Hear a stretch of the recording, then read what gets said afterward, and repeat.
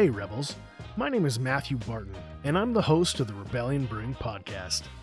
Rafter R is one of Saskatchewan's newest breweries, opening their door in the summer of 2019 in the town of Maple Creek, Saskatchewan. Ryan Moncrieff and his wife Teresa own and operate the brewery, and today I want to find out what they're all about at Rafter R. So let's get into it.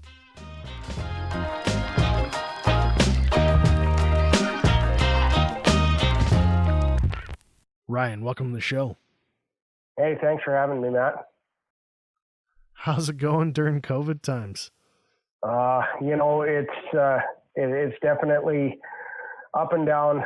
The last few days here has obviously been, a little bit back to the jittery stage again, where guys wondering, how things are going to play out, how the future is going to go. So, I guess we're back to that little bit of anxiety again, where things were kind of settled in, things were ticking along pretty good there for a while. And, but all in all, not too bad. We're not really devastated or anything. So, every day at a time, right? I feel like it's that way for us at the brewery. We were talking about whether we thought the tap room was going to close at 3 p.m. today if the government was going to announce closures. We didn't know. Yeah, that's kind of what I texted my wife from work there today, and I said, apparently there's another news conference, so let's I guess be prepared for worst case scenario and hope that doesn't happen. And realistically, it's not that bad. It's still manageable, and we're not super scared at this point right now. Hopefully, fingers crossed, same as always, that we can just keep ticking along. So you guys, you opened your doors in the middle of the summer, kind of like right as it was getting going. What was running through your mind when that happened? Well, at that point, yeah, we were definitely pretty anxious about how things were going to go. There was, we were getting it from kind of all different directions at that point, right? It was starting the business in a community that, we moved here to do this here. And, all the while hoping that we were going to get good community support and that sort of thing. And at the same time, hoping that we could get the doors open and get people into the place, because that's kind of the way we planned the whole setup to be, right? Right from day one, our whole business model was based off of, tap room sales and growler sales and just having the odd keg account out here and abouts, right? And, packaging beer and stuff was not part of our original plan. And by the time, COVID really got its hooks into everything and things were shut down. And, by that time we were too far into the whole process of setting up, building, all of that stuff to really change plans and deviate course at that time. So it was, I guess there was a lot of anxious days there, leading up into July and hoping that, we could get to a point where the doors could be open and we could start moving beer out the way we wanted to. And it's been pretty darn good so far. Maple Creek is a gorgeous area. Like every time I go through it, I'm just like, wow, this is beautiful. Why don't we come visit some more? But it's a bit of a drive. Yeah. No, it's, it is a beautiful place. And, that was, part of the reason we wanted to be down here. It was a great area and, a great community with lots of really cool niche businesses and stuff. I guess back when I was looking at places to, pitch the brewery idea to my wife, because that was the hardest sell of the whole bunch, I think, was getting her to agree to let me pursue this crazy idea a little bit further. And You know, it was, the town had so much charm and so many cool things going for it that I figured, man, you know, this place needs a brewery. And, you know, with all the other stuff going on down here and, you know, the local support, the local service area down here, yeah, it just felt right. It honestly just felt like a duck's foot in the mud. That's where I felt like I should be. How has the community embraced you so far? The community support's been really good. You know, it goes from, you know, just in town, the locals are great to, like I said, to the service area. We're getting people from the surrounding communities coming in. You know, they're coming into town for whatever reason, you know, whether it's a cattle sale or, you know, maybe they're just in town doing some shopping or, you know, for whatever reason. And we get a lot of people that are saying, you know, we've been hearing about this for a few months now. And you know, they're just happy that there's, you know, something neat like that. And yeah, we're getting a really good response from the community for sure. I know we recently celebrated our 6th anniversary and we couldn't have anyone. We couldn't have our big party that we usually do for 3 days, you know, roast pig and big catered meals. And we're all kind of getting misty about it because we miss our friends. We miss seeing our people. Mark was he's getting choked up. He had a lump in his throat. He couldn't, he misses everybody. And it's, I can't wait for the vaccine to come out so you guys can just come and hang with us at the craft beer festival and just put your arm around our shoulders and cheers each other. You know, that's one of the hardest things for me as well. It's so against my nature to not walk across the room and shake somebody's hand and say, hey, this, you know, good to finally meet you, or glad you could come to my brewery. It's, you know, it's completely against my nature and I struggle with it all the time. And yeah, the whole thing with this beer industry, and I you know, I tell people this all the time, is that I get to work in an industry where my competition are also my friends.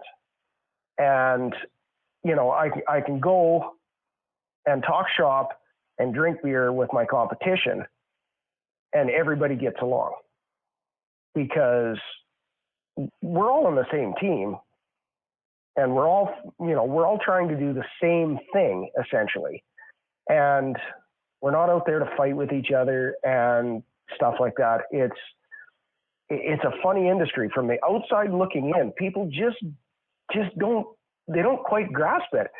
And you tell people those stories about, you know, yeah, we sat down, there was 5 or 6 breweries sitting around the table there and we were all talking shop and everybody's like, you were telling them what you guys were doing? Yeah, that's how we do it. And, you know, like, that's the thing. If I phoned up one of the other breweries and said, hey, have you guys ever used this, you know, certain piece of equipment? They'd, you know, if they had experience with it, they'd say, yeah, man, that is a great piece of equipment, or no, that thing's a hunk of junk. Don't ever buy one of those. You know, nobody in this industry would ever let you go down a wrong road like that on purpose for this, you know, thinking that they were going to benefit somehow from it. Right. And, you know, I used to work in the oil field years ago, and that's exactly the opposite way that things used to work like that. And that's one of the reasons I completely fell in love with this industry. And I hope it's the last, you know, major industry that I ever work in.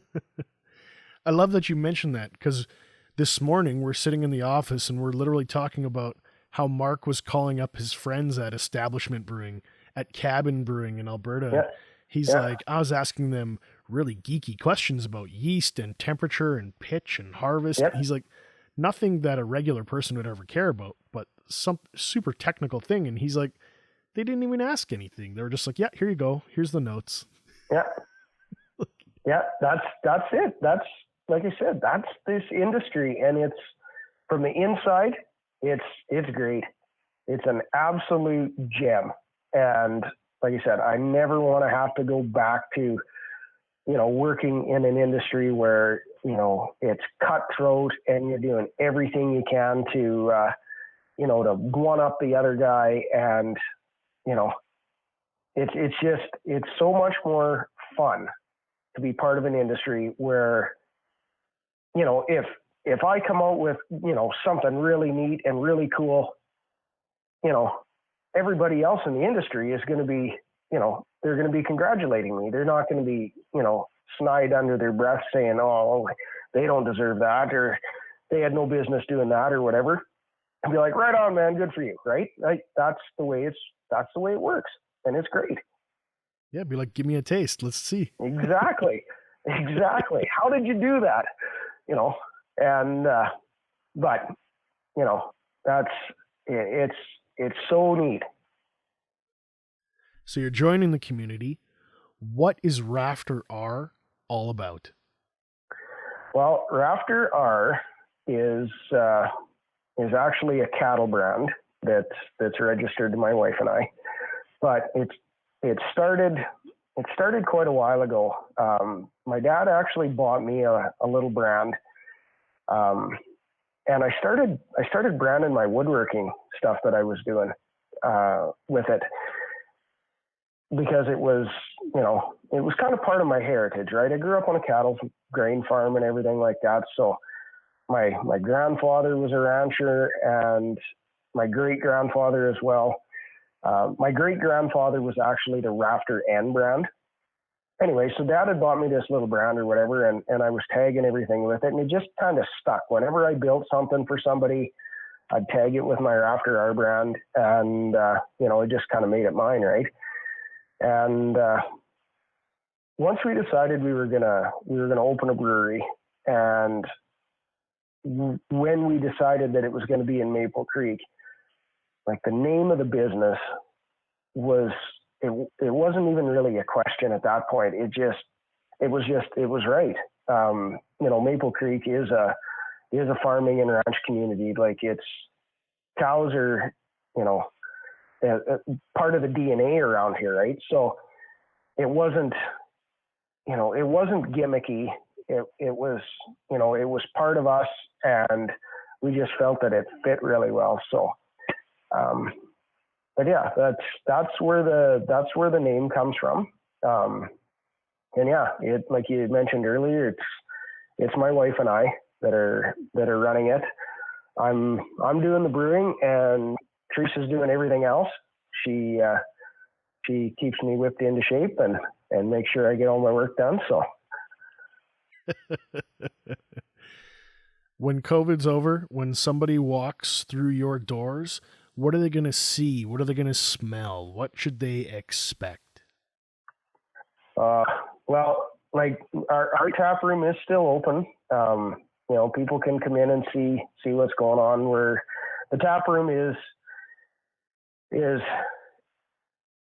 kind of rustic, and it's full of repurposed and reused, and everywhere we could. The tables, the chairs, the trim, the bar, everything, anything that we could repurpose and reuse to get us up and running, we did. And it wasn't so much a dollars and cents kind of, trying to save money thing. That's honestly, that's part of my DNA as well. The lumber for the tables, the lumber for the bar, the trim, all of that is wood that I tore out of an old house years ago. I'd had it laying around. I was building stuff with it here and there, and it just works for what we're doing. Some of the fixtures, the sinks actually in our washrooms they come out of Teresa's grandma's house. We've got some shelving built out of some old doors out of her grandma's house. We, stuff like that. So it's rustic. it's casual. The chairs are kind of we've got some benches at the tables, but the chairs are just kind of a mix of chairs that I've picked up, fixed, rebuilt. Some of them we've, just cleaned up a bit and they're good to go. So it's supposed to have that, casual kind of coffee shop with a beer atmosphere. That's what our tap room's about. So that sounds real nice. What is your signature or flagship beer? What should I try first when I come down? Oh, geez, that's tough. I'm particularly partial to the English Dark Mild. It's a beer that's near and dear to my heart. But honestly, we're a pretty low pressure sales pitch when it comes to the tap room. And honestly, I start quizzing people when they come in, like, what do they normally drink, that sort of thing. And, I think we've got seven or eight beers on tap right now. And we like to think that there's something there for everybody, and not everybody's going to like everything, but you should find something you like. Right. So, as far as, I never go as far to say you need to drink this, because, it's just not the way it's just not the way I roll. I like to find out what people drink. If you're not typically an IPA drinker, well, I definitely like that you try the IPA just to see, because we all know that not every IPA is created equally. And, same goes for the dark beers. Even if you're a dark beer drinker, you might not like the dark mild, or you might not like the oatmeal stout. And you might find that, the red ale or the IPA is your jam that day. Right. So, like I said, we've got a few different beers on tap, and we like to think that there's a little bit of something for everybody. I like that. That's similar to our approach. We know you're not going to love every single thing, but we think we could find at least one for you to enjoy. Yeah, absolutely. And that's what I tell everybody. As long as you can find one beer that that you like, great. If you find two, even better. Now you've got a little variety. Next time you come back in, you can have a pint of the other one. And, if you like all the beers on the list, well, you got the same problem as I do. You just like beer. I know it's only been a few months, and I know it's been strange with COVID, but is there a signature memory that pops out to you since you've opened your doors and you just say, I'll never forget this as long as I live? I guess not as far as the tap room goes, but probably the afternoon that our actual license came in from SLGA. I was planning on going home that weekend. I was going to take the weekend, drive back up to Chauvin, Teresa, and the kids hadn't moved down yet from Alberta there. And we were kind of thinking that, it might come in. It was 3:00 on a Friday afternoon when that email come through. And I had the truck packed. I was ready to pull the pin and head out of town. And Teresa called and she's like, did you see the email? And I'm like, no, I've been running around packing the truck. And she's like, we have a license. I said, well, I guess it's going to be a late night then, because I'm going to mash in. And by the time I got everything, lined up, it was, 5:00 in the afternoon.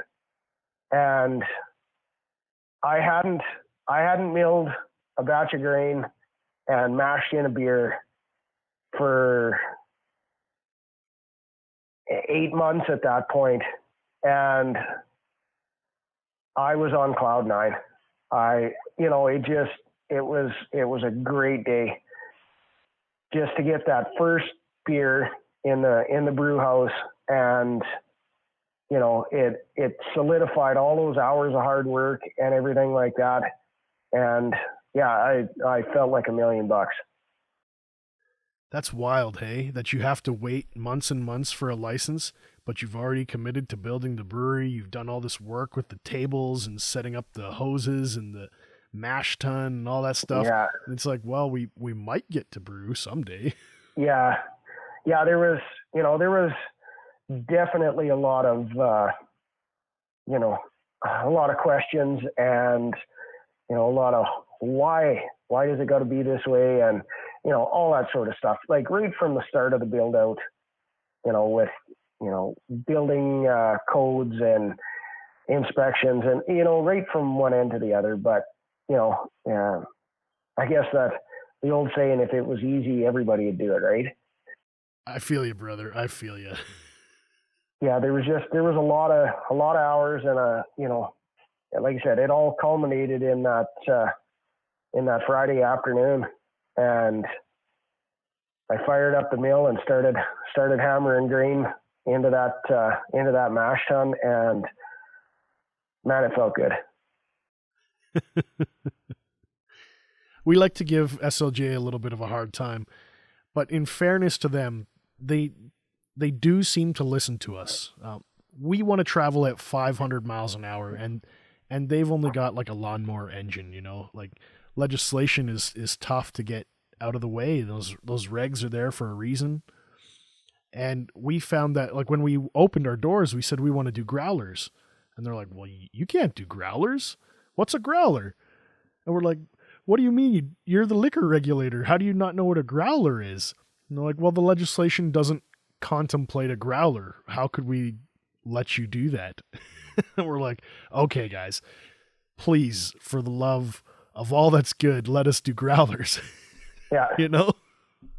And that was 5 years ago, and now it's off to the races. Hey, that's the way everything works, right? Without an industry in place, there is no rules to govern that industry because it doesn't exist. So once the industry exists, then, that end has to kind of catch up, right? Now, obviously, I don't have, the experience with SLGA that you guys do, and, Blackbridge and Nokomis and, everybody that's been around for a while, right? They've been chipping away at this and dealing with it. And honestly, like I want to get up to speed with all of this. I want to be part of the, part of that movement going forward, right? I've seen a lot of the changes that happened on the Alberta side the last few years, and there a lot of the same things that happened over there, right?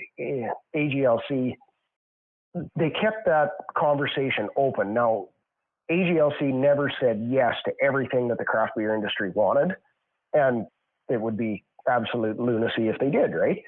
But they definitely never said no to everything either. Like, there was a lot of give and take there for sure. Now, obviously people that are still fighting the good fight over there are saying, well, they're not doing enough. And, but like you said,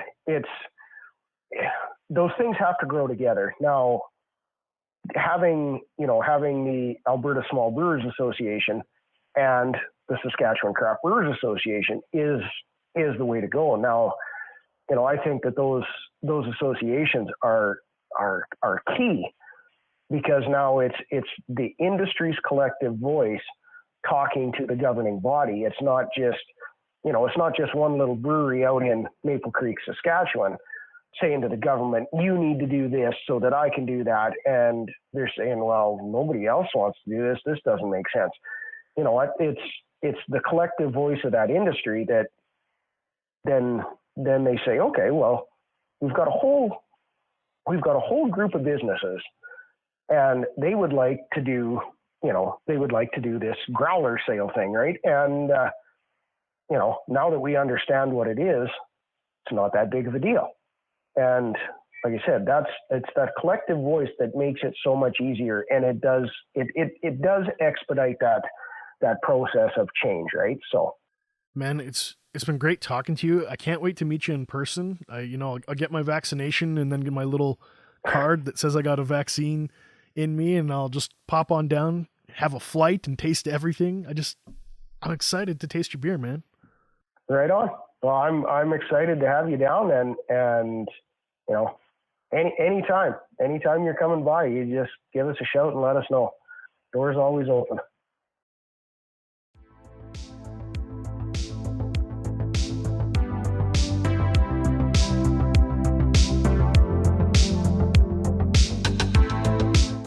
Rebels, thanks for listening today. If you have any questions or comments about this episode, be sure to join us on our brand new Facebook group page, the Rebellion Brewing Podcast. I'm going to include links to Rafter R in the show notes so you can find them on social media and their website. I'm also proud to let you know that we're members of the Saskatchewan Podcast Network. Even though we're just a beer podcast, there are plenty of other shows produced right here across our province, and you can find them in one place, all at the saskpodcastnetwork.com. Be sure to follow us on Facebook, Instagram, and Untapped so you don't miss out on the latest news in Saskatchewan craft beer. Thank you for joining the Rebellion.